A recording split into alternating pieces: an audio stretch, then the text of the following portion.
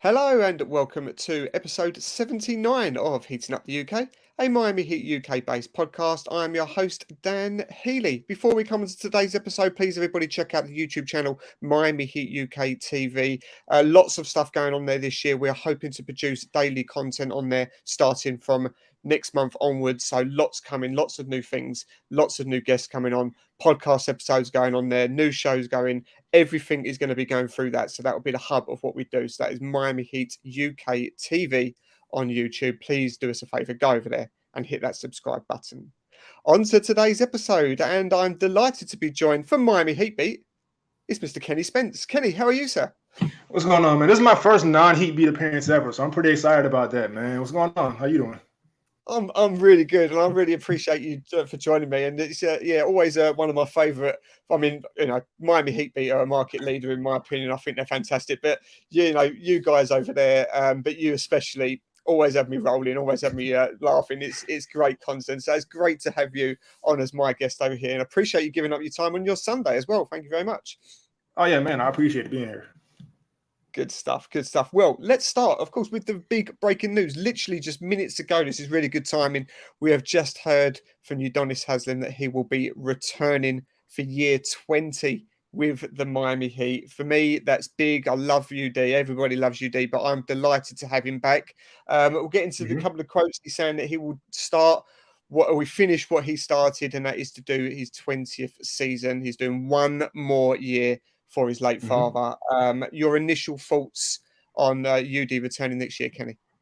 I think so. This is one of the more polarizing conversations around, I guess, Heat fans for whatever reason, which I get he's not necessarily playing as much, but I think he's more than earned this. He's never even entertained another team. He's taken pay cut after pay cut when he was playing. And so that's what it's for. So they're paying him back. And I think what happens now is this inspires guys to come to the Heat. I think what happens is people want these whales, but you have to understand that they have to treat the players they have well. And UD is the biggest example of that. They're forever grateful to him. So him coming back is important. All the players love him being there. All the coaches love him being there. And so I don't have any issue with it. It's the last father spot anyway. It's not.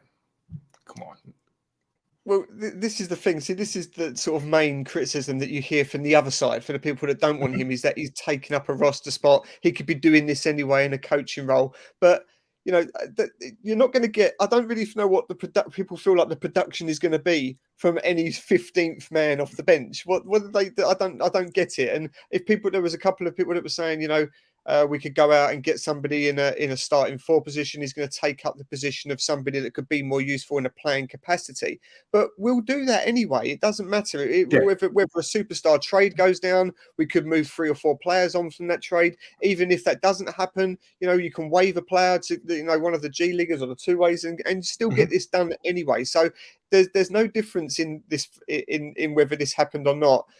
It made clear in the fact that on the first day of free agency, the Miami Heat sent an entourage over to UD to try and get him to sign for year 20. So that shows you, doesn't it, the importance of this man in this team.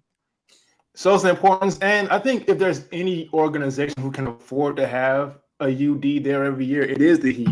Because while he's on the roster not playing, they've gotten Gabe and developed him into a playoff contributor. Same with Max Strus. Same with Duncan Robinson. Countless player after countless player, year after year, they're able to take these G League guys and guys from Sioux Falls and turn them into real players. And so I think they can afford to have someone on the bench like UD. I think what happens, you may get spoiled by that and get greedy and say they can go grab another guy from the G League and bring him on and turn him into something. But I don't think it's really necessary. I think the role UD plays is a lot more important than what a lot of fans can really see. Yeah, 100%. And this will be his last year. He said that this is definitely year 20 and that's him done. Do you then see, just initially, do you think then he will then still be in the same sort of role but on a coaching capacity, or do you think he'll maybe just take a step back? I don't think coaching. I think he may be more of a consultant. I think that travel is rigorous. I don't think he'll retire and still goes right into that same being in a different city every night and all that stuff. And he said he doesn't want to coach. And so I think he'll be more of a consultant where they can just call him. He'll go to the practices when he wants to, have time for his businesses. We know UD owns a ton of franchises in South Florida. And so I think he'll be more of a consultant than a coach, but he'll definitely be an organization. Oh, 100%. Yeah, he'll be all over the place continually. A complete ambassador for the team, for the city. Mhm. So, yeah, delighted to have UD back for year 20. Yeah. Let's get on to the issue that really kicked off this chat. And that was that you tweeted out, ironically, your starting five, and it was just a weird moment for me because I had been out in my car all day that day with work, and my mind wandered, and I started thinking about starting fives, and your starting five was exactly the same as after rigorous thoughts. What my starting five was, let's just remind people what that was. It was Cole Lowry, Tyler Herro, Max Struess, Jimmy Butler at Mhm. four, and Bam Adebayo. Yeah. Um, I as I said, that hits in every sense for me. I think that's a really good balance. I think there's a great sort of blend there of defense and shooting and spacing, and it's Mhm. adaptable, it's versatile, and it can be mixed up as well for occasionally as well. But what did you come? What was your thoughts behind coming to that starting five as how you would start the season? And so, because I'm just looking at the Kevin Durant stuff, and like from the beginning, and I said on Heat Beat, Kevin Durant is too good of a player to demand a trade and just get traded. So, like, there's no package going to make sense. So, I think it's great for the Heat to go after him, but realistically, I don't think it's going to happen. So, I'm looking at the current roster, and I think what happens is there's this hole at the four everyone's concerned about. But then I could take a step back, dig a little deeper, and I'm just like, wait, Jimmy played a lot of four, especially in the playoffs, and he did a great job at it. And I think with the Heat not having this urgency, because with KD being unrealistic, there are pretty solid, I guess, backup fours, quote unquote, in free agency. They could go after a Blake, who I don't necessarily want. Melo's still available. They have guys they can get, but they're not panicking, which makes me believe they have something either planned already or something they expect. And so I looked at the roster. I looked at the fact Jimmy played a lot of four. I think if that's where the hole is, you just move Jimmy up. That solves that. And then the three position is a lot more easier to manage. With Max playing a lot of three last year, you can have Caleb playing either position depending on what they're going with. And people's main concern with Jimmy playing the four is the physicality. But when you look around the league, I think when we say power forward, we still think the Tim Duncans, the Kevin Garnetts, and all those like pure power forwards. But that's not necessarily what the league is anymore. Now, Hmm. let's say Jimmy's playing a four, he's going to be matched up with a Kyle Kuzma. It may be a PJ Tucker. It may be a Jay Crowder. These smaller, more physical guys, which is kind of Jimmy's game anyway. And so I think that's exactly where he's going to fit. And then just surround him and Bam with shooters. Yeah, definitely. And I think that that's the right way. That was the one thing, the question mark I had here on the only thing that maybe you could see as maybe a down point to that starting five is it's quite small. And you just answered Mm-hmm. that quite well. And the fact that the size maybe isn't such a problem now in the modern NBA because everybody Right. seems to go with more sort of like more modern, quicker, be able to move their Yeah. feet a bit more smaller size for. So, yeah, I think that works well. As I said, it's got a bit of adaptability as well. I think that we can maybe see Caleb go in there. You could move Duncan into the three, and maybe move Max even to the four. You could, there's Yeah. opportunities there where you could have Bam and Yurt in together. So Mm-hmm. there's got a lot of different opportunities here. Do you see? Um, do you think that even though we agree, do you think that this is the way Spo will go? Do you think that maybe that will be, or do you think that it's more reported that we're hearing maybe that it'll be Caleb that will get the starting role at the power forward? I think at the four, they may start. That's tough because Caleb is also very capable for all the same reasons. And when we talk about losing PJ, I think Caleb adds a lot more dynamics. He's able to hit a decent amount of threes from above the break, and he's able to attack closeouts. And so there's more opportunity there. But I think the main reason we may see Max in there because he was just so productive. Yeah. He's so consistent now, especially with the defense as well, with the growth he made there. And so I can see it being Max at the three and then Jimmy at the four. And Tyler, I think for sure has to start with him either next season. He's going to be a restricted free agent. So I think they're either going to decide what they want to pay him or whatever the case is. They need to see him in the starting role. So I think he may start out starting. I totally agree. I think that that's the natural progression. I think even though his role was fantastic last year, he absolutely swept the table with the Six Man of the Year awards. But I think that next season has to be as progression. You need to see him starting and seeing what he can Yeah. do, especially now with Victor Oladipo back. He can take that role. I think that's quite a seamless fit Mm-hmm. as he maybe now become the sixth man off the bench. Just touching on Tyler Herro then quickly. Yes, he's a Yeah, restricted agent this season. I think everything depends on what happens trade-wise yeah. before obviously anything gets worked out towards numbers and a new contract. But if it is going to be that him staying, the rumors are that he's going to be looking to seek a rookie extension, max extension. Mhm. Do you think that that's going to be that, or do you think that Heat will look for something around maybe the early 20s? It may be a little less, but I also think that's why he's not necessarily in a rush to sign the extension because I think Tyler fully believes he can play himself into that max if the Heat don't feel like he's there yet. And so I wouldn't be too concerned about that right now. I think they may not offer to him. At the same time, I think a lot of people kind of forgot just how good Tyler was this past season because the playoffs he kind of struggled and he got hurt and was never able to break that slump. But I don't think the Heat will mind paying him as much as the fans don't want him to get paid. I think Yeah. he's going to get a lot more than people want him to get, which I'm totally for. I don't care what guys get paid as long as they're productive. Yeah, definitely. And you're right, because fans are very quick to forget how good players are and have been. And yeah, I Mm-hmm. suppose that does always resonate too when it comes to crunch time in the playoffs, that they failed to show up. But throughout the season, and we do know that he was injured obviously during that playoff run, but during the season he Mm-hmm. was phenomenal. He was our most productive player off the bench. He was Yeah. knocking on top scorer per game every single all the way through that season. So Mm-hmm. when you then look at, and I don't want to go into too much details about KD and Mitchell trades because Yeah. the Heat the podcasting sphere has covered it to death for the last month to 6 weeks. But when you see people saying, for example, like a Donovan Mitchell trade, well, it will be headlined by Tyler Hero and then whatever picks you could accumulate. I mean, would that Mm-hmm. be worth it, Tyler Hero, and say 4 picks that we could get for Donovan Mitchell? Would you, No. And I saw a report today that the Knicks asked no, that the Jazz asked the Knicks for 7 picks and players. Yeah. And so I think the Heat don't have that, first of all. But I get people's fascination with Donovan Mitchell because he's an explosive player and he has these big games. But I watch a lot of NBA outside of the Heat, and I think what happens is you probably run into the same problems people have with Tyler. He's actually a worse defender than Tyler, which wow. But there's just a lot of inconsistency, a lot of horrible games from the field.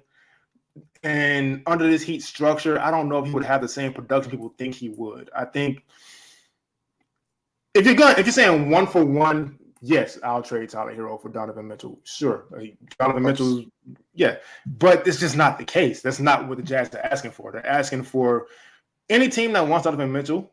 The Jazz wants that team's future as well as current players who can kind of win now and all this other stuff. So I personally wouldn't do that deal because I don't think Tyler's that far behind Donovan. I know that's been a take people have had, but I don't think Tyler's that far behind Donovan where you have to do that.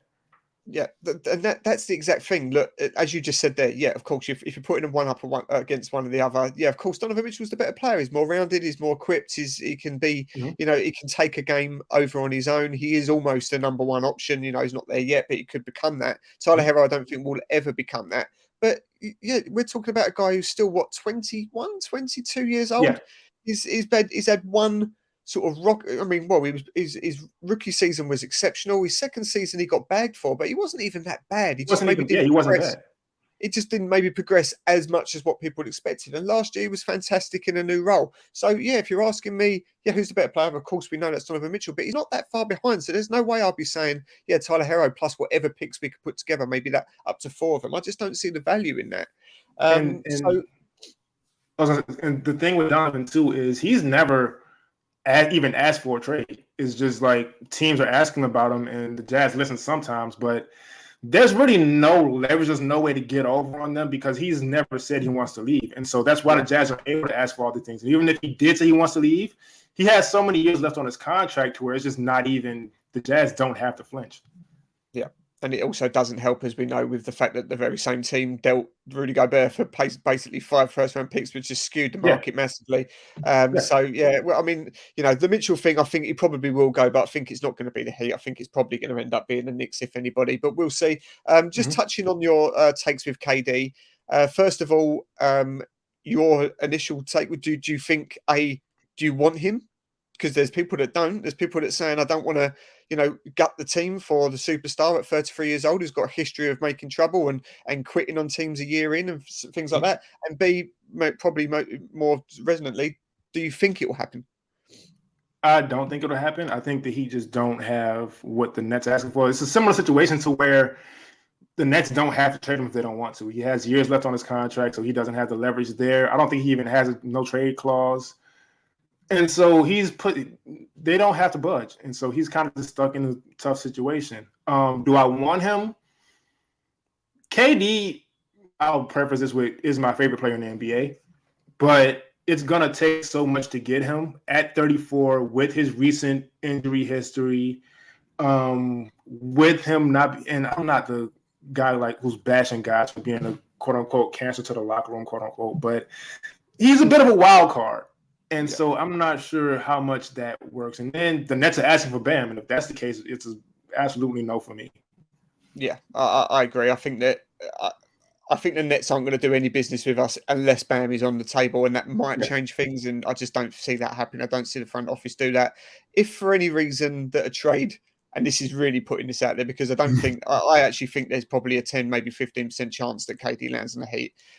If for any reason that does happen, and somehow that means your team is left with Bam and, of course, Jimmy. You've now got Bam, Jimmy, and KD, and then pretty much nothing else. You might have a Gabe Vincent or something, or a Max Juice is left. And then you're left with whatever the Heat can develop.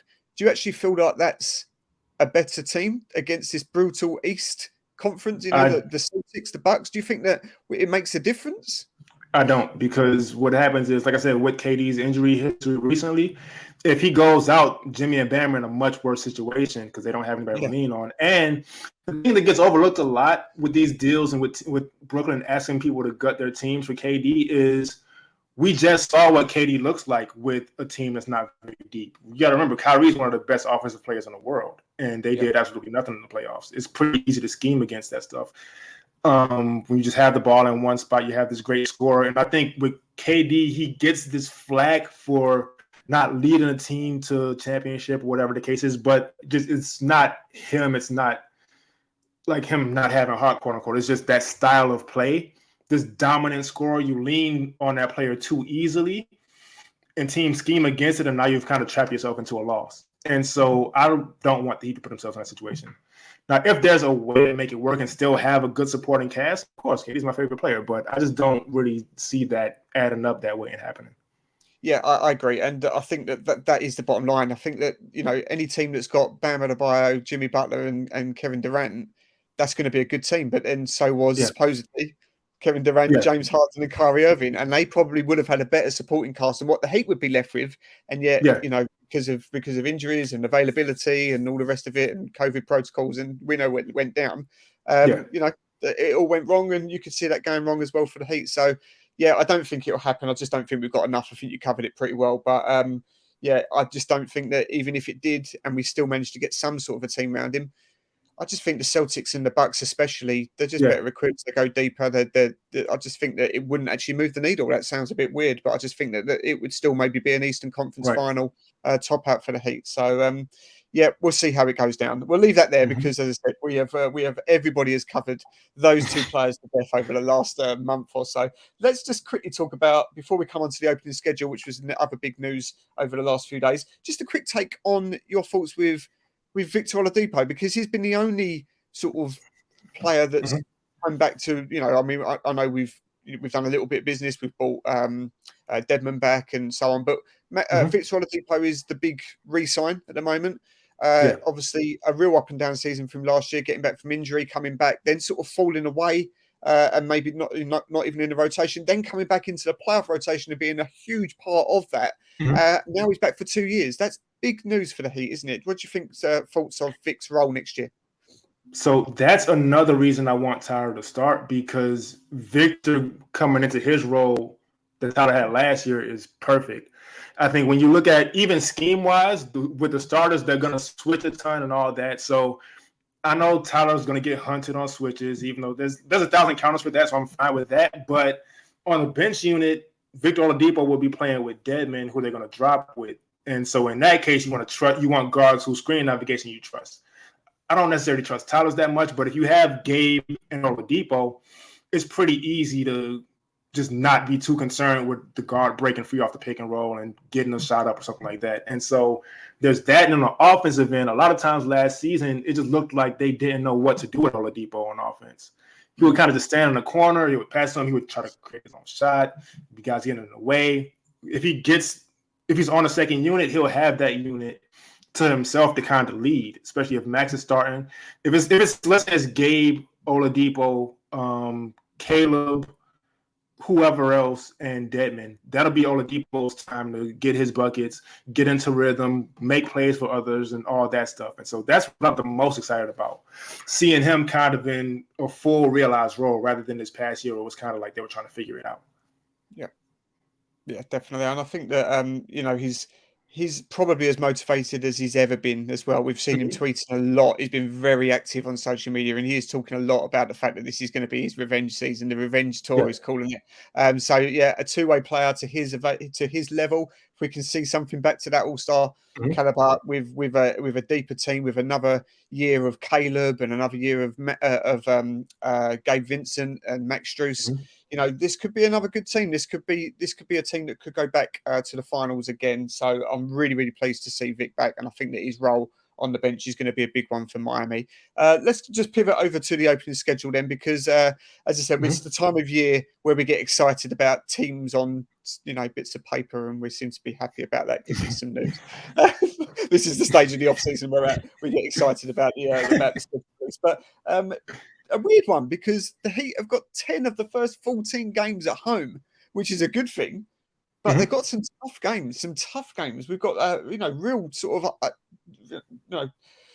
not a friendly start here. Let's just quickly go through the first 7.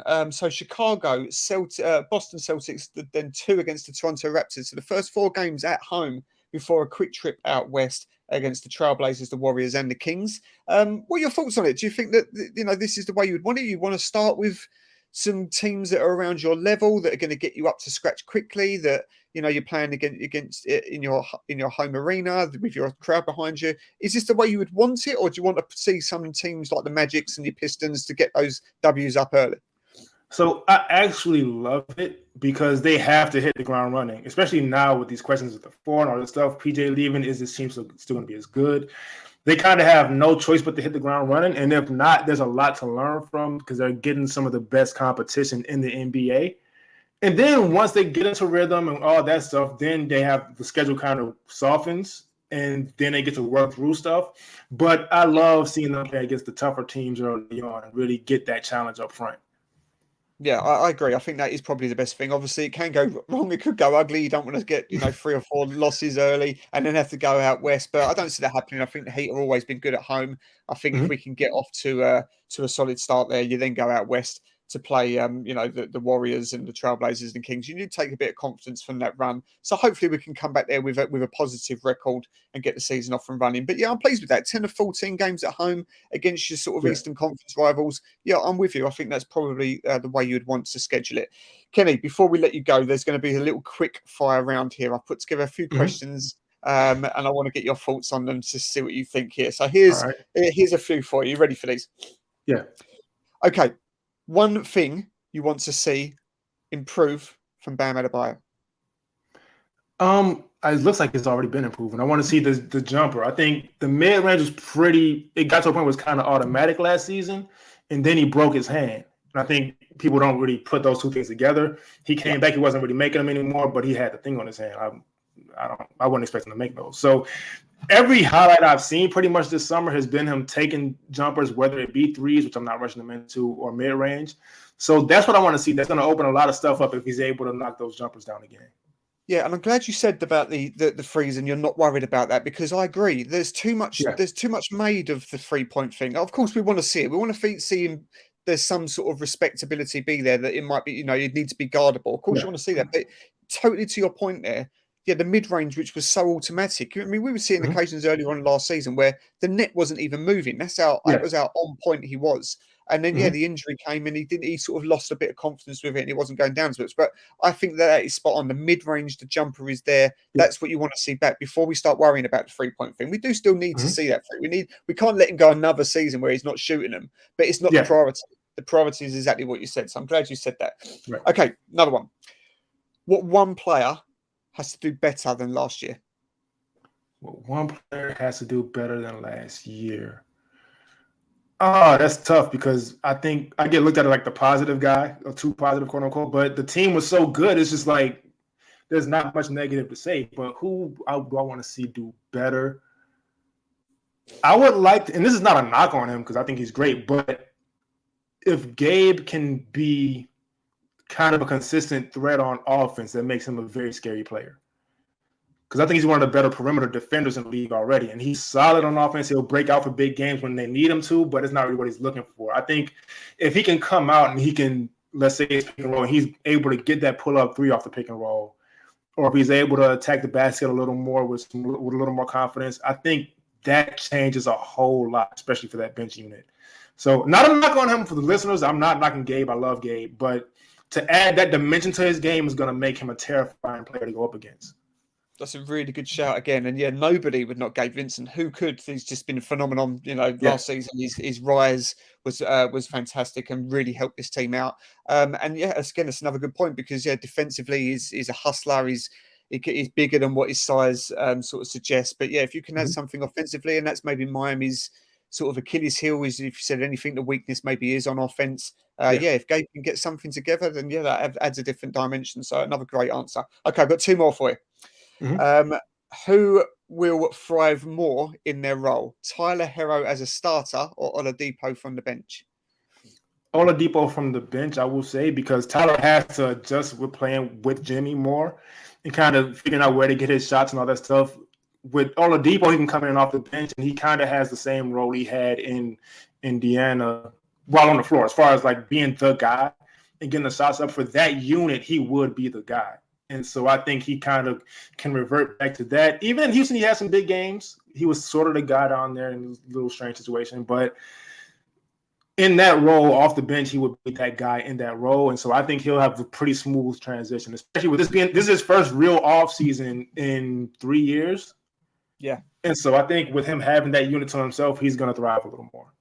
Yeah, and that's not to be understated as well. This is the first time that he's going to be playing, or he's as you said, has an off season where he's not hurt, he's not feeling pain for years. So that's a real sort of understated point. And I think you're right. I think Tyler Hero, look, he's got to show that he's got the capabilities to be a starter, but we're not going to be relying on him to be a key. Right. We've got Jimmy Butlers and Cole Lowry's that are going to be more important to their role than what Tyler Hero is going to be. So as long as we don't see him struggle, because I think when he started his role as a starter the year before last, I think he struggled and then he moved to the bench.